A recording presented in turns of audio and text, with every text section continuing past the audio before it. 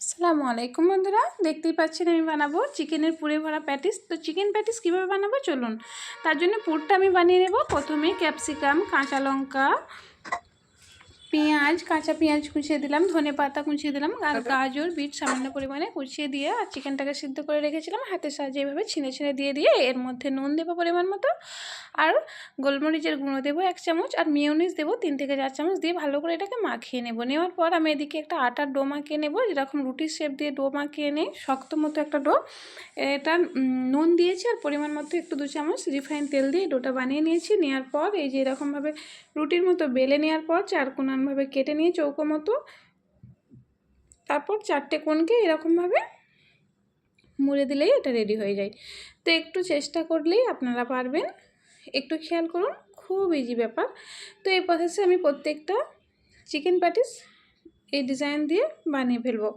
তো আরেকটা আমি আপনাদের দেখিয়ে দিচ্ছি। তারপরে এই উল্টে দিয়ে পাপড়িগুলো এরকমভাবে খুলে দিলে খুব সুন্দর দেখতে লাগে, মানে খাওয়ার থেকে দেখলে মনে হয় অনেক সুন্দর একটা জিনিস, ফুলের মতো আকৃতি।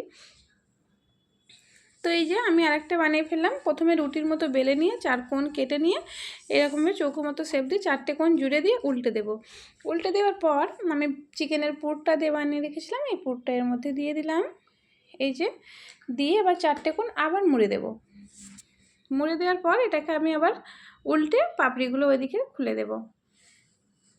তো খুব সহজে আপনারা এটা, আমি নর্মাল পানি দিই এই ময়দাটা ডো মাখিয়েছিলাম। তো আমার সব কটা এরকমভাবে শেপ দিয়ে নিয়েছি, দেখতেই পাচ্ছেন কতটা সুন্দর লাগছে। তারপর এগুলোকে ফুটন্ত তেলে আমি ভেজে নেব, এক এক করে ভেজে নিলাম। এই যে দেখতেই পাচ্ছেন আমার চিকেনের পুরে ভরা চিকেন প্যাটিস একদম রেডি।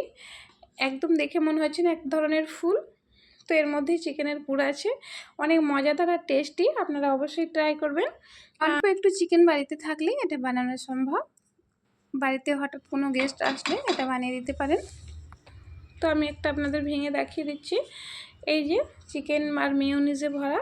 তো এই প্রসেস আপনারা অবশ্যই ট্রাই করবেন, আমার পাশে থাকবেন, একটা সাবস্ক্রাইব করবেন। আল্লাহ হাফেজ।